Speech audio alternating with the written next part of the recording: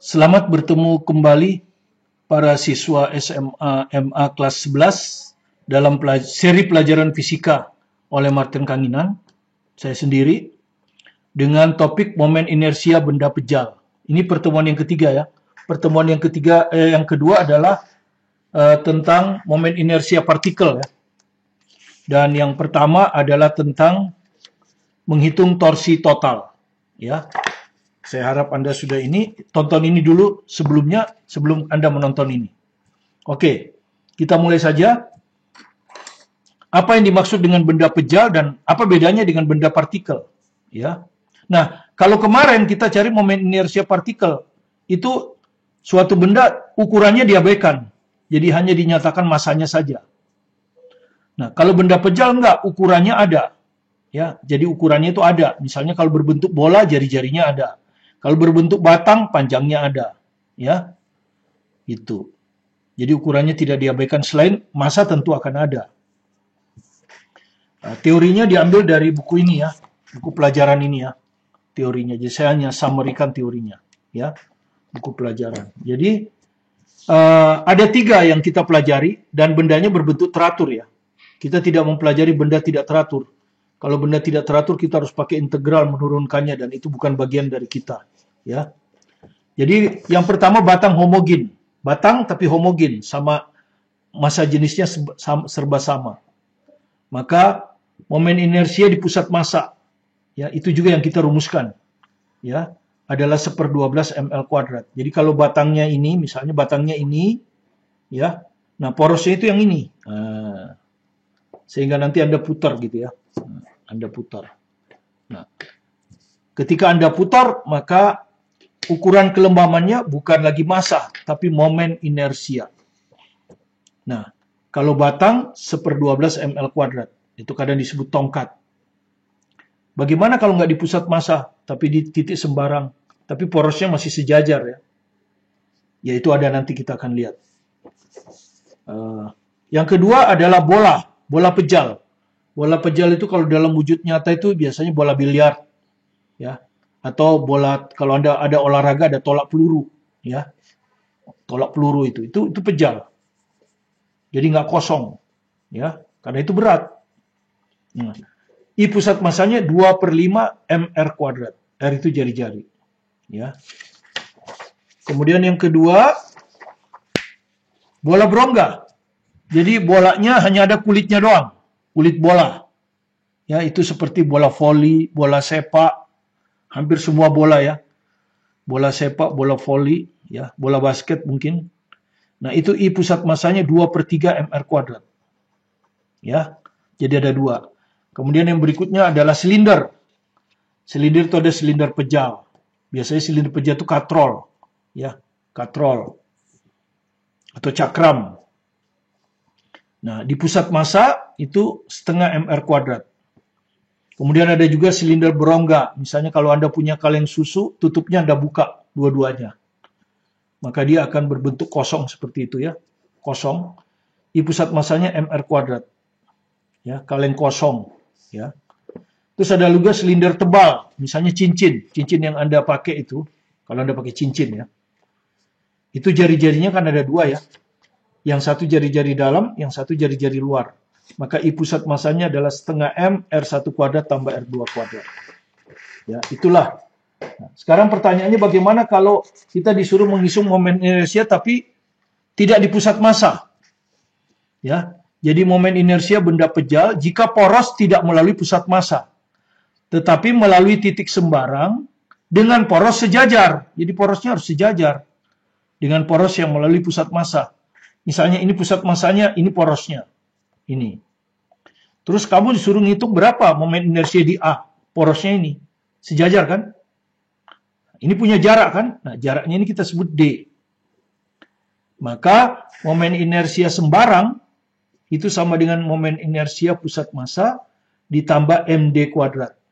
D adalah jarak titik sembarang ke poros. Dan ingat porosnya sejajar. Jadi bukan begini, kalau begini kan tidak sejajar.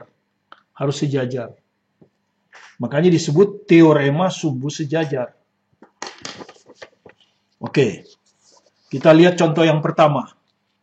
Ya. Tentukan momen inersia batang dengan poros melalui titik A. Di sini ada di keterangan 1/4 L dari pusat massa. Dan titik B. Titik B ini jelas ujung batang. Ya, tidak ada jaraknya, tapi Anda harus udah tahu kan, kalau dia batangnya ini seragam, pasti jarak ujung ini ke pusat massa setengah L, gitu. Itu Anda harus tahu sendiri kalau itu ya. Kalau ini tahu sendiri ya. Nah, ini harus tahu sendiri setengah L ini. D-nya. Kalau yang ini D-nya 1/4 L. Jadi pertama, hitunglah I pusat massa. Dengan menghafal rumusnya tentu ya. Kalau Anda turunkan kan pakai integral. 1/12 ml kuadrat. Oke. Sekarang yang A ya. DA-nya berapa? 1/4 L. Ini DA kan. Ini yang DB. 1/4 L. Jadi, momen inersia di A adalah momen inersia di pusat massa ditambah MD kuadrat. Teorema sumbu sejajar. Ya, ini rumus. Jadi tinggal dimasukkan I pusat massa 1/12 ml kuadrat ditambah massa dari batang. Massa dari batang ini M jelas ya. Ya, jadi mungkin massa batang ini anggap aja M gini ya. Nah, massa batangnya M. Jadi ditambah M, D-nya 1/4 L. 1/4 L dikuadratin, gini kan. Jadi ini akan sama dengan 1/16, gitu. Ini 1/16, 1/12, jadi kita ganti bikin per 48 berarti. Ini dikali 4, gitu. Ditambah, ini 1/16 kan. Kalau dibikin 48 berarti 3. Nah, ml kuadratnya dikeluarin. Maka kita akan dapat 7/48 ml kuadrat. Nah, inilah momen inersia di titik A. Ya, 7/48 mr kuadrat. Oke, sekarang bagaimana kalau di titik B di ujung batang? Nah, ini sering juga di dalam soal ya. Poros dari batang ditaruh di ujung. Maka Anda sudah tahu dB-nya adalah setengah L. Ya. Maka momen inersia di ujung batang ya akan sama dengan IPM ditambah MD kuadrat. Ini mah rumus ya. Masukkan ini 1/12 ml kuadrat. Ini M, D-nya setengah L, gitu. Setengah L dikuadratkan. Nah, penyebutnya disamakan dengan 12. Yang ini tetap. Yang ini disamakan dengan 12. Ini 1/4, berarti 3 kan? 3 ml kuadrat. Ya. 1/12, 3/12, 4/12. Maka kita dapatlah momen inersia di ujung batang 4/12 itu 1/3. Nah, ini sering dipakai kalau engselnya di ujung batang. Oke, saya harap Anda mengerti bagaimana menghitung momen inersia benda pejal kalau porosnya tidak melalui pusat massa. Yang kedua, soal yang kedua ini diambil dari buku pelajaran fisika 2 ini ya. Buku pelajaran ini ya, dari sini. Ya. Ada di sini ya. Kalau Anda punya buku itu. Jadi momen inersia cincin, jadi ini cincin. Tapi dia bilang mendekati mr kuadrat, artinya cincinnya dianggap tipis. Ya, jari-jari dalam dengan jari-jari luar hampir sama. Jadi momen inersia cincin terhadap poros melalui pusat massanya mendekati mr kuadrat. Jadi momen inersia terhadap pusat massa diketahui ya, mr kuadrat ya, ini. Yang momen inersia terhadap pusat massa adalah mr kuadrat, diketahui. Tentukan momen inersia cincin terhadap poros sejajar melalui titik A. Jadi bagaimana poros kalau di porosnya di A? Ya, setengah R. Dan kedua di B. Ya, kedua di B. Jadi bukan di pusat massa tapi di A dan B. Ya, sudah Anda tahu. Kita pertama hitung IA. Maka rumusnya adalah I sembarang I pusat massa tambah MD kuadrat. Jadi kita hitung dulu DA. Jarak dari A ke pusat massa diketahui setengah R. Nah, tinggal dimasukkan kan. Jadi I di A, ya, sama dengan I pusat massa, mR kuadrat. Ya, ditambah, berarti massa cincinnya M ya. Jadi MM ini M. D kuadrat. Nah, ini Anda lihat nih, D kuadrat berapa di sini? Langsung aja di sini ya. 1/4 R kuadrat. Jadi kali 1/4 R kuadrat. Ya, ini 1, ini 1/4, jadi 5/4 ya. Ya, inilah momen inersia di A. Ya, 5/4 mR kuadrat. Bagaimana kalau di B, di ujung ini, jaraknya terhadap pusat massa R? Maka dB kuadrat sama dengan R kuadrat. Ya, maka momen inersia di B, pakai rumus ini lagi, I pusat massa. Ya, I pusat massa, mR kuadrat. Ditambah MD kuadrat. D kuadratnya R kuadrat, jadi ditambah mR kuadrat. Jadi hasilnya adalah 2 mR kuadrat. Nah, ya, semoga bisa Anda pahami bagaimana menghitung momen inersia benda pejal bentuk cincin bukan di pusat massa. Kita ke soal yang terakhir, agak sedikit lebih sukar. Ya, banyak siswa yang tanya ini bagaimana menghitung momen inersianya.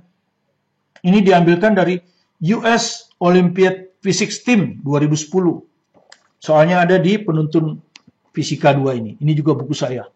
Satu lagi kadang-kadang soal saya ambil dari sini. Seperti kemarin, 1000 pena fisika. Ini buku yang sudah lama ya. Tapi masih bagus, sudah tidak terbit lagi. Tapi saya akan revisi buku ini. Sehingga dia akan tampil lebih bagus sesuai dengan kurikulum terbaru. Dan saya harap dia akan kembali laku seperti pada zamannya. Oke. Kita akan lihat soalnya kalau kita baca ya. Sebuah cakram melingkar homogen. Jadi ini cakram ya. Cakram itu ya seperti katrol ya, katrol. Pejal ya, pejal ini Anda lihat. Ini yang jari-jarinya R dan bermassa M. Berotasi terhadap suatu sumbu melalui pusat cakram. Jadi begini ya, ini anunya. Porosnya dia berotasi, ya toh? Berotasi. Ya. Makanya kan dibilang rotasi sumbunya itu tegak lurus kan? Ini tegak lurus. Ini cakramnya ada di kertas ini. Momen inersianya ini terhadap pusat massa berarti kan? IO ini pusat massa, setengah mR kuadrat. Oke. Kemudian suatu lubang dibuat di sini. Di sini dibuat lubang di cakram ini dengan jari-jari R/2. Seperti ditunjukkan pada gambar ya. Jadi jari-jarinya R/2 separuhnya. Kemudian ditanya, berapa momen inersia yang dihasilkan benda terhadap sumbu? Ya sumbu ini maksudnya di gini. Berapa momen inersianya ini di nomor 3 ini? Sumbu rotasinya ini. Tetap ini. Ya ini. Cuman sekarang ada lubang. Berapa momen inersia di sini? Nah, apa yang Anda lakukan? Pertama kali tentu Anda harus hitung momen inersia seandainya lubang ini aja yang saya mau hitung. Tapi andaikan lubang ini pejal, ya itu ya. Jadi kita andaikan lubang ini pejal dulu, kita hitung momen inersianya. Jadi caranya bagaimana? Di sini dibilang cakram dianggap homogen. Berarti massa jenisnya tetap ya, massa per volume. Nah, Anda sudah tahu bahwa volume cakram atau volume silinder itu adalah luas alas dikali tinggi. Ya, luas alas dikali tinggi. Ini tingginya itu ini. Ini tingginya. Ya. Ya. Tapi kalau Anda lihat tingginya itu tetap tidak dirubah. Ya. Tingginya itu H ini tetap tidak dirubah. Ya, tidak dirubah tinggi ini. Ya. Hanya dikasih lubang. Sehingga apa? Artinya volumenya hanya bergantung pada R kuadrat. Pada ini aja. Karena ini tetap. Maka volume bergantung hanya pada R kuadrat. Ya jari-jarinya saja. Nah, jadi kita pertama Anda tahu bahwa massa cakram tanpa lubang. Ya, massa cakram tanpa lubang. Itu adalah M. Ya, dan jari-jarinya adalah R. Sekarang kita akan hitung massa lubang. Tapi Anda jangan anggap ini lubang. Massa lubang seandainya pejal. Ya, seandainya pejal. Tapi hanya lubang. Yang massa lubang ini aja. Tapi andai kan pejal. Kalau kosong kan tidak ada masanya. Maka tentukan massa jenis dikali volume lubang. Kan gitu. Ya. Dengan jari-jari lubang setengah R. Gitu. Nah, tentu kita bandingkan dengan massa waktu dia utuh. Waktu dia utuh. Dan karena tingginya tetap, maka dia hanya bergantung pada R kuadrat. Jadi tinggal rho, massa jenis, volumenya kan tingginya tetap. Jadi tinggal kali R kuadrat. Ya. Dibagi, ini yang sekarang ya. Lubangnya kan jari-jarinya R. Dibagi ketika dia masih utuh. Lubangnya R. Nah, tentu dikali dengan M. Jadi kita mau tahu massa lubang ini kalau dinyatakan dalam M. Maka dia berbanding lurus dengan jari-jari. Ya, kuadrat. Karena luasnya aja yang berubah kan. Luasnya lubang ini kan luasnya bukan ini kan. Kita bandingkan dengan luas yang utuh. Jadi R kuadrat per R kuadrat kali luas yang utuh. Nah, Anda sudah tahu ini adalah massa lubang, seandainya pejal ya, seandainya pejal. R-nya setengah R kan? R ini setengah R, R per 2. Jadi kalau dikuadratkan seperempat R kuadrat langsung ya. Jadi kalau saya tulis di sini aja lah, R-nya itu setengah R. Nah, begini. Dikuadratin, kan gini. Kali M per R kuadrat. Nah, oke, ini setengah R dikuadratin seperempat. Dibagi R kuadrat kali M. Ya. Jadi massa lubang itu adalah seperempat M. Nah. Jadi hanya seperempat M massanya itu. Jadi massa lubang ini hanya seperempat dari massa yang utuh. Nah, kemudian baru kita hitung momen inersia cakram utuh ya terhadap pusat massa. Ya, ingat ya, ini di rumusnya diketahui. Cakram utuh yang ini. Massanya terhadap pusat massa berapa? Terhadap pusat massa. Diketahui nih, setengah mr kuadrat. Ya, ini diketahui. Ya, jadi ini yang kita sebut I0 itu. Oke. Ya, momen inersia cakram utuh. Sekarang kita akan hitung momen inersia cakram yang tidak utuh kan? Yaitu kita hitung dulu momen inersia lubang. Oke, sekarang kita akan hitung momen inersia lubang. Lubang aja. Tapi kita anggap seandainya ini pejal. Nah, lubang ini seandainya pejal. Tentu kita hitung terhadap pusat massanya. Karena yang ada rumusnya kan pusat massa. Nanti baru kita hitung terhadap O. Karena momen yang ini kan terhadap O. Jadi nanti harus kita hitung terhadap O. Yang pertama terhadap A dulu. Momen inersia lubang ya. Terhadap A. Lubang ini maksudnya seandainya lubang ini pejal. Ya, bukan kosong. Itu akan sama rumusnya ada kan? Setengah tentu massa lubang ya. Massa lubang ya. L ini lubang. Kali RL kuadrat. Kan gitu. RL-nya Anda sudah tahu kan setengah R. Gitu. Jadi akan sama dengan setengah kali massa lubang. Tadi udah kita hitung massa lubangnya ini. Ini massa lubangnya ini. Seperempat M kan. Jadi massa ini tuh seperempat M. Ya. Dari perbandingan jari-jari. Jadi ini seperempat M. Jari-jari lubang itu setengah R. Ini tadi kita udah tahu ini. Diketahui kan ini setengah R. Jadi setengah R ini. Nah, dikuadratin. Kalau kita hitung berapa ini? Setengah dikuadratin seperempat, seperti 16, sepertiga 2. M R kuadrat. Oke, tapi perhatikan itu terhadap A. Yang kita inginkan terhadap O untuk dikurangi nanti kan. Momen inersianya harus kompak. Ini terhadap O yang kita inginkan. Terhadap ini yang kita inginkan. Kenapa? Karena momen inersia utuh itu terhadap O. Terhadap ini. Sehingga nanti tinggal dikurangi kan. Lubang itu tinggal dikurangi. Jadi ini akan sama dengan momen inersia lubang terhadap titik A yang pusat masanya sudah, ditambah massa lubang kali jaraknya. Nah, Anda sudah tahu jaraknya kan? Ya, jaraknya sama setengah R ini juga. Ini yang D ini. Ini yang D ini. Ya, D ini adalah setengah R juga. Oke, jadi dengan D sama dengan setengah R. Ya, maka kita akan dapatkan ini adalah momen inersia dari A sudah dapat tadi ini 1/32 mr kuadrat ditambah massa lubang 1/4 m kali D, D-nya ini setengah R.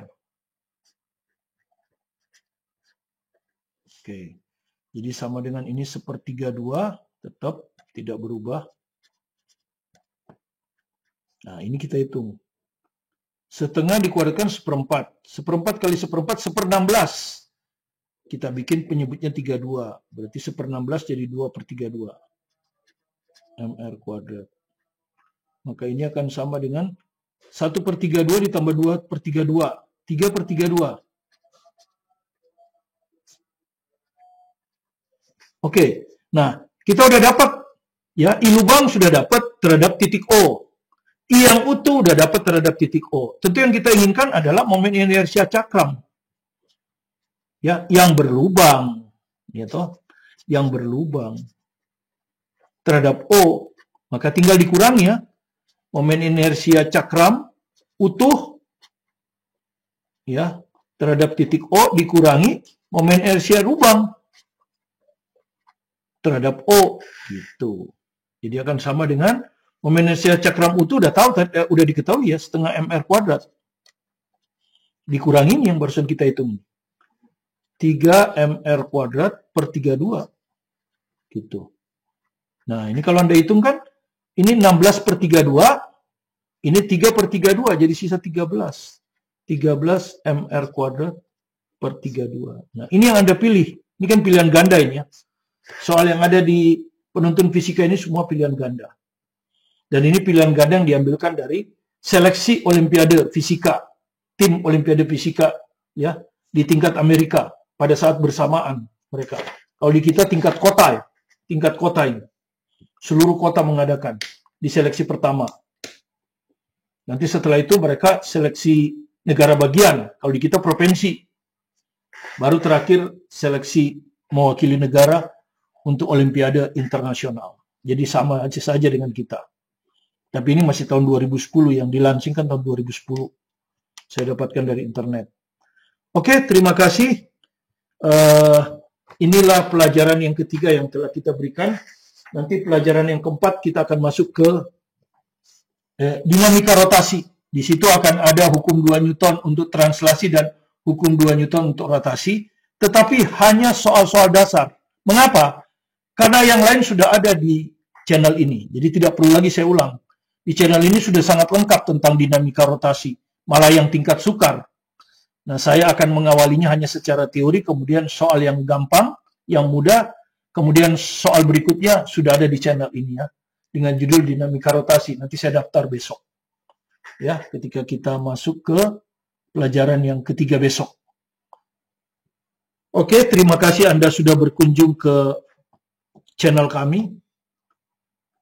Semoga Anda bisa memahaminya dengan baik, dan jika Anda merasa senang atau ada manfaatnya, silakan di-subscribe, like, dan komen supaya Anda tidak tertinggal dengan materi-materi yang akan kita berikan. Dan untuk kelas 11 ini di channel saya itu sebetulnya sudah lengkap.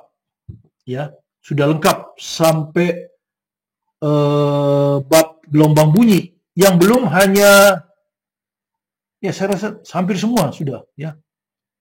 Teori kinetik sudah, termodinamika sudah. Ya, jadi hampir semua sudah. Jadi kalaupun saya ulangi, saya hanya mengulangi tingkat dasarnya saja. Jadi silakan dipelajari dengan baik. Pamong Anda masih ada kesempatan. Sudah saya bilang sekarang Anda ada di tengah lintasan. Setengah lagi Anda akan tempuh sampai kelas 3. Karena itu tetap semangat belajar mandiri di rumah. Tekadkan sikap Anda dan milikilah mimpi yang akan menjadi kenyataan melalui proses belajar yang terus-menerus dan tentu dengan penuh semangat. Sukses bersama Anda, bersama saya, Martin Ferdinand.